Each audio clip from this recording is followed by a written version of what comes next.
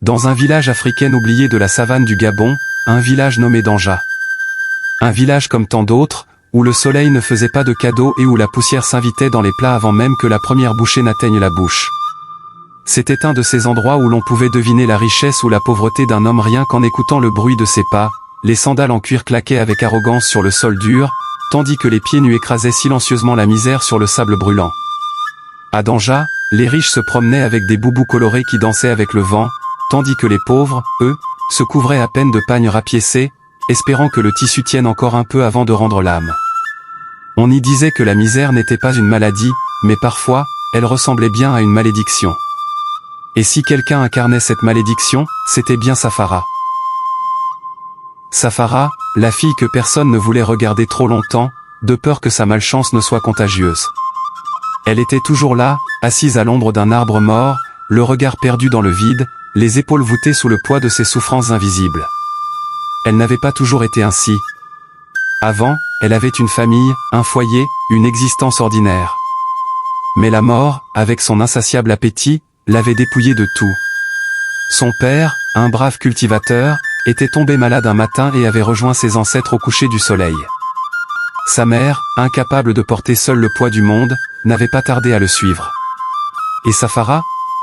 Elle était restée, seule, trop jeune pour être femme, trop vieille pour être une enfant à protéger. Les gens du village avaient d'abord montré un peu de compassion. « Ah, la pauvre petite », disait-il en secouant la tête. On lui donnait parfois une calebasse de mil, un morceau de pain de la veille, un sourire timide. Mais la pitié, comme la rosée du matin, s'évapore vite sous le soleil impitoyable. Bientôt, elle était devenue un poids, une présence encombrante que personne ne voulait vraiment assumer. Les portes se fermaient un peu plus vite quand elle passait, les regards se détournaient, et les murmures se faisaient plus acérés. Ce qui frappait le plus chez Safara, ce n'était pas seulement sa maigreur, ni même son regard éteint. C'étaient ses vêtements. Ou plutôt ce qui en restait. Un assemblage de morceaux déchirés, cousus avec du fil récupéré ici et là. Son pagne était une mosaïque de tissus troués, et son haut aussi on pouvait encore l'appeler ainsi, ne couvrait plus que l'essentiel. Les enfants du village, dans leur cruauté innocente, la surnommaient Uartsumoki, la mère des haillons. Et les adultes? Ils ne disaient rien, mais leur silence était parfois plus tranchant que les moqueries des enfants. Mais Safara n'était pas seulement la plus misérable du village. Elle était aussi la plus invisible. On parlait d'elle quand il s'agissait de se moquer, mais jamais quand venait le moment d'aider point elle aurait pu fuir. Partir loin, dans une autre ville, un autre village. Mais partir où, quand on n'a ni famille, ni argent, ni force pour marcher des jours entiers sous le soleil brûlant? La faim était une présence constante dans sa vie. Un matin, elle se réveillait avec le ventre vide. Le soir, elle s'endormait avec cette même sensation de vide, accompagnée d'une douleur sourde qui lui rappelait qu'elle n'avait rien avalé depuis la veille.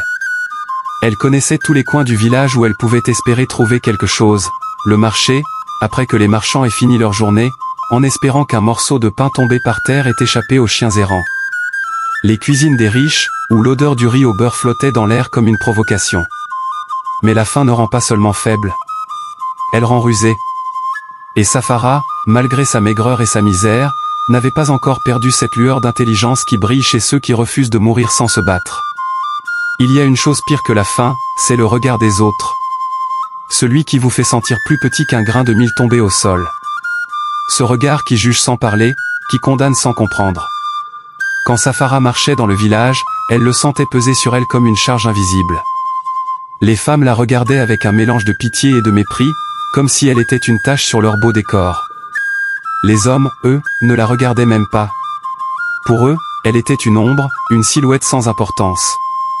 Et pourtant, elle était toujours là. Toujours debout. Toujours vivante. Mais dans la nuit la plus sombre, il y a toujours une étoile qui scintille. Pour Safara, cette étoile viendrait d'un endroit inattendu. Un soir, alors qu'elle errait dans le village à la recherche de quelque chose à manger, elle entendit une conversation entre deux vieilles femmes. Elles parlaient d'un ancien rituel, d'une croyance oubliée, d'un secret que personne n'osait plus évoquer. Les haillons. Ces tissus usés, rejetés par tous, auraient un pouvoir que seuls ceux qui savaient écouter pouvaient comprendre. Et Safara? Elle écoutait toujours. Ce qu'elle entendit cette nuit-là allait changer sa vie. Ce serait le début de son pacte. Un pacte tissé dans le silence et les ombres.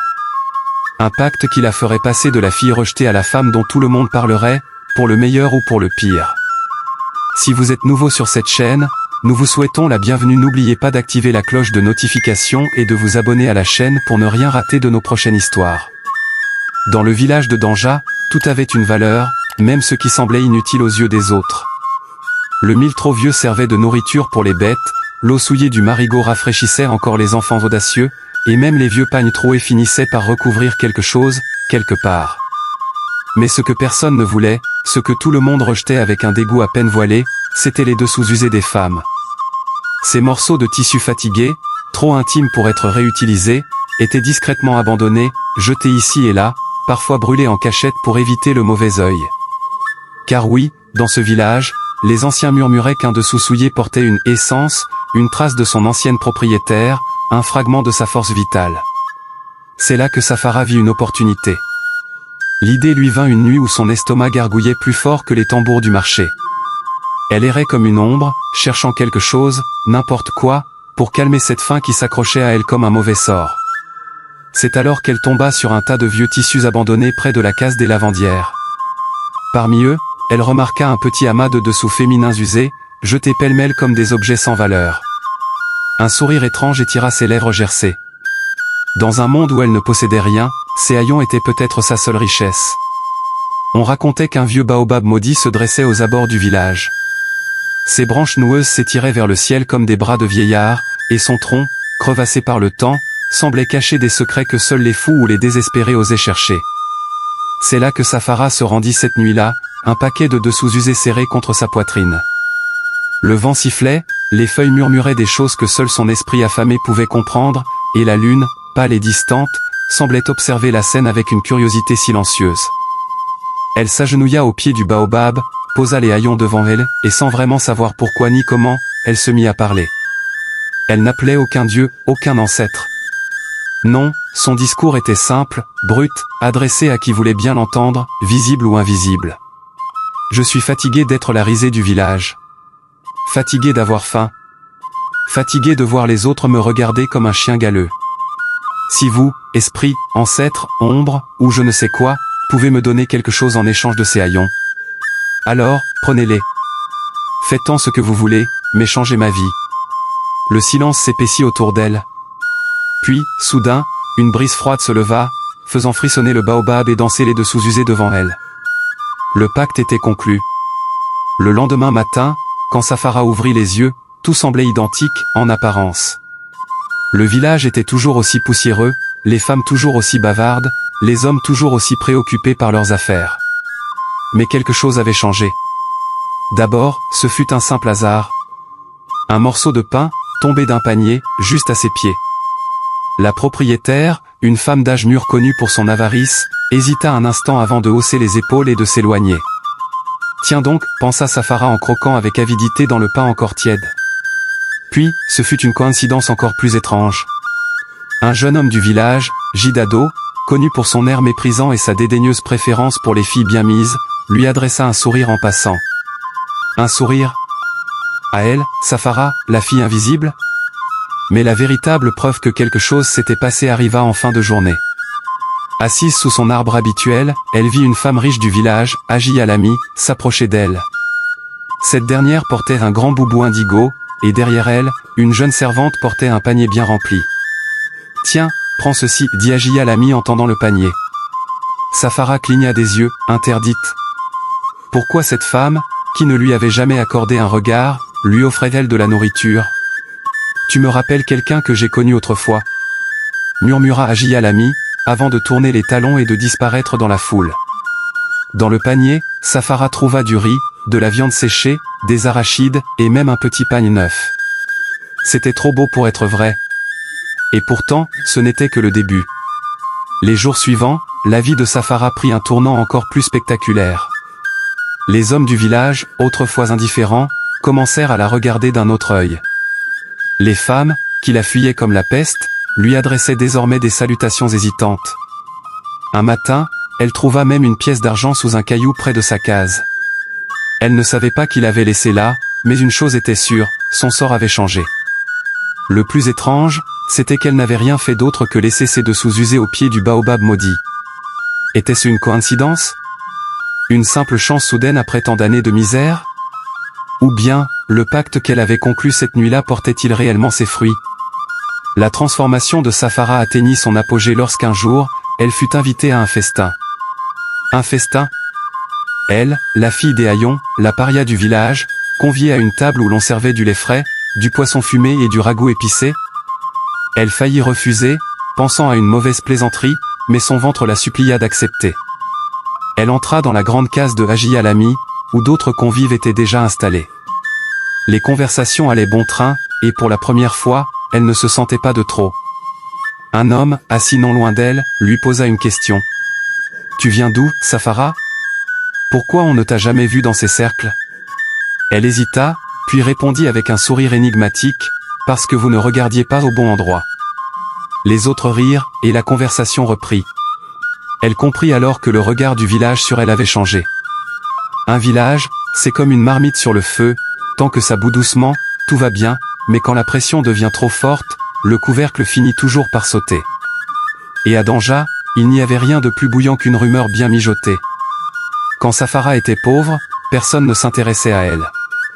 On la regardait à peine, comme on regarde un chien errant qui traverse la place du marché. Mais depuis quelques lunes, quelque chose clochait. La fille des haillons n'était plus la même. D'abord, il y avait eu ces petits cadeaux qui lui tombaient du ciel, du pain, du riz, des pagnes neufs. Ensuite, il y avait eu ces regards masculins qui s'attardaient sur elle, ces sourires intéressés, ces invitations au festin.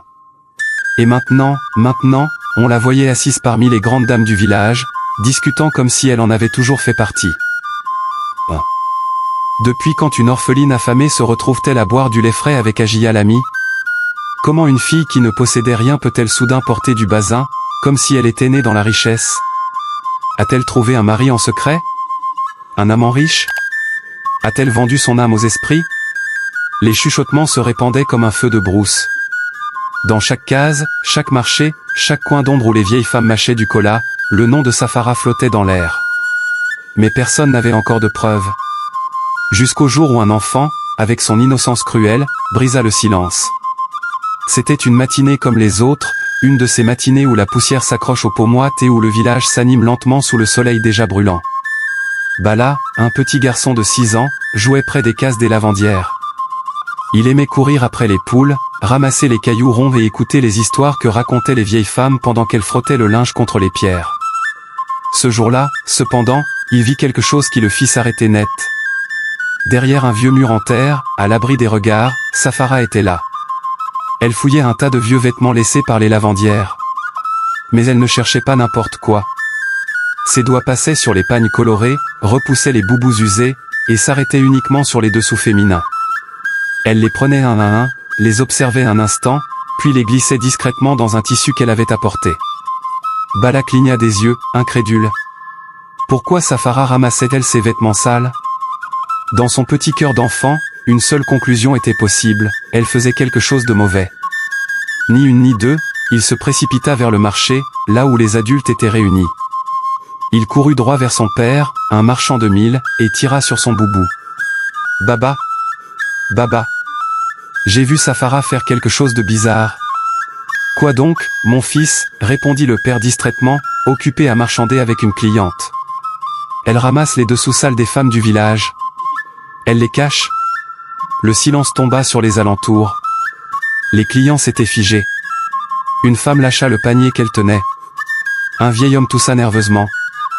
Puis, comme une étincelle sur du bois sec, la rumeur explosa. Saphara vole les dessous des femmes? Pourquoi ferait-elle ça? C'est de la sorcellerie, c'est sûr. En quelques instants, le marché tout entier était au courant. Les langues se déliaient, les esprits s'échauffaient. Il ne fallut pas longtemps pour que le message atteigne les anciens du village. Et dans un village comme Danja, il n'y avait qu'une seule manière de régler une affaire aussi grave, le tribunal du peuple. Quand on disait « tribunal à Danja », il ne s'agissait pas d'un grand bâtiment en pierre avec des juges en robe. Non, le tribunal du village était bien plus redoutable. Il se tenait sous le grand arbre à palabres, où les anciens, assis sur des nattes tressées, rendaient leur verdict sous les regards attentifs des villageois. Ici, pas de lois écrites, pas d'avocat. Seulement la parole, la honte et la sentence. Saphara fut traînée jusqu'au centre du cercle, entourée de centaines d'yeux furieux.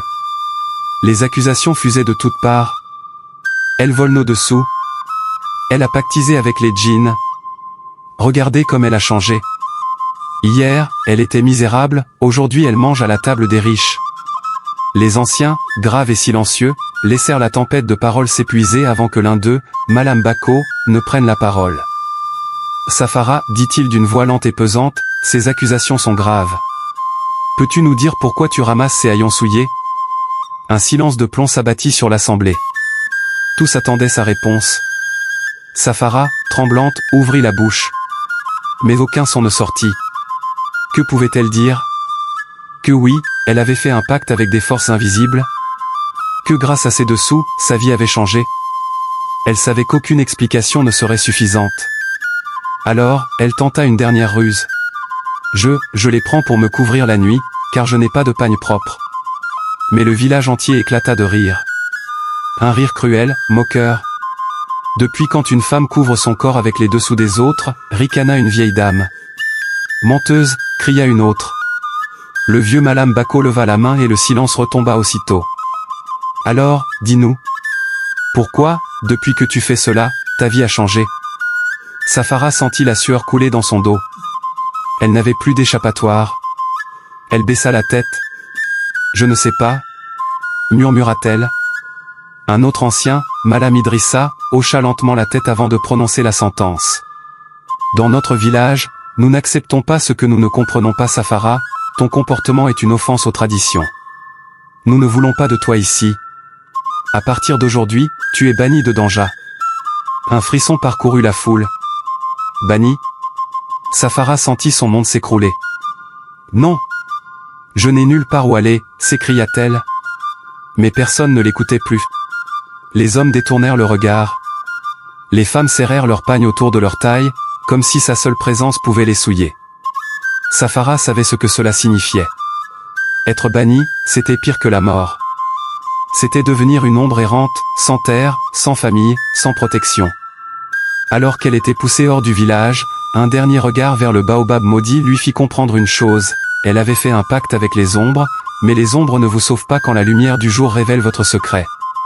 Dites-nous en commentaire de quel pays vous nous suivez. Quand le soleil se couche sur un village, la vie ralentit. Mais pour un banni, chaque coucher de soleil est une menace. Où dormir? Où manger? Qui écoutera encore votre voix? Saphara marchait sans destination, son ombre maigre glissant sur le sol poussiéreux. Le bannissement, c'est comme une deuxième mort. On n'existe plus. À Danja, personne ne lui adressait un regard. On l'évitait comme une bête galeuse. Si elle passait devant une case, la porte se refermait.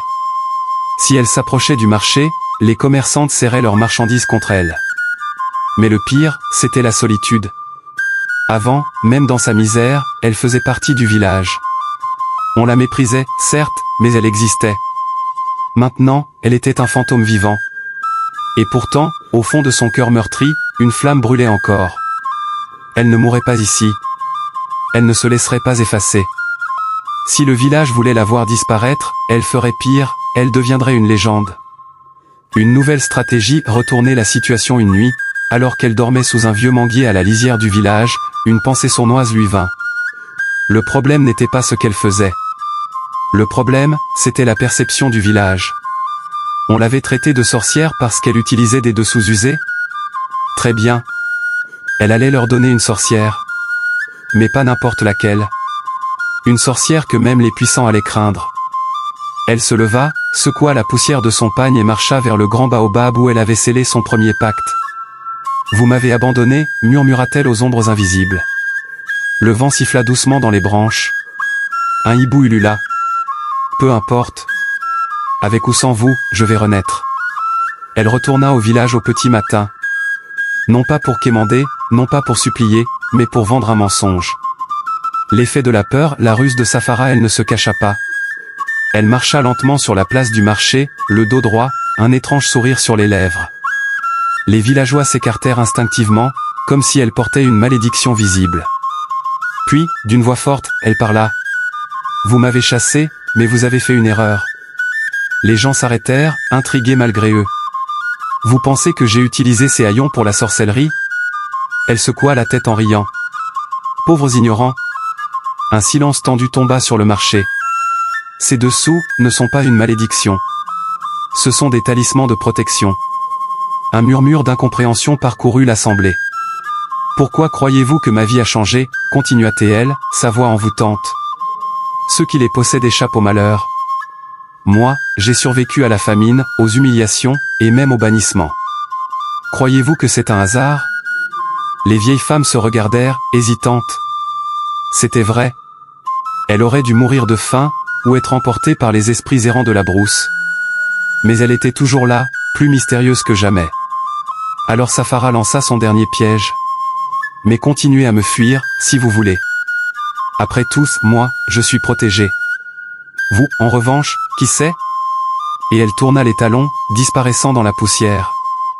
La rumeur qui changea tout ce soir-là, les cases de Danja ne dormaient pas. Les femmes, surtout, n'étaient pas tranquilles. Et si c'était vrai? Et si ces dessous avaient un pouvoir? Après tout, Saphara n'était pas morte, elle. Les premiers jours, personne n'osa bouger. Mais la peur est une chose terrible. Elle pousse les plus rationnels à faire les choses les plus insensées. Une semaine plus tard, une femme influente du village, Agia Lami, se risqua à s'approcher discrètement de la hutte où Saphara s'était installée à l'écart.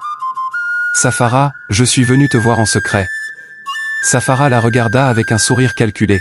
« Tu veux savoir si c'est vrai, n'est-ce pas ?» Agia Lami hésita, mais finit par hocher la tête. « J'ai des ennemis. Je veux être protégé. » Saphara s'approcha d'elle et chuchota, « Tu es sage, Agia. Mais cette protection a un prix. » « Lequel ?» demanda la femme, son cœur battant. Saphara tendit la main. « Un pagne. Le tien.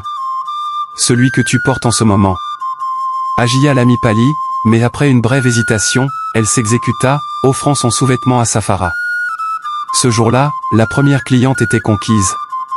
Et une fois qu'une femme influente s'était laissée convaincre, les autres suivirent. Peu à peu, Saphara, l'exilée, devint la grande prêtresse des haillons. Les dessous usés qu'elle ramassait n'étaient plus des objets de honte, mais des amulettes secrètes que les femmes du village échangeaient en cachette, espérant se protéger du malheur. Et ainsi, par un mensonge habilement tissé, Saphara transforma son bannissement en pouvoir. Désormais, ce n'était plus elle qui mendiait. C'était le village qui venait à elle. Si quelqu'un était parti du village de Danja pendant 1 an et revenait maintenant, il aurait cru rêver en voyant Saphara. Elle n'était plus la loque méprisée qui traînait son ombre dans la poussière. Non.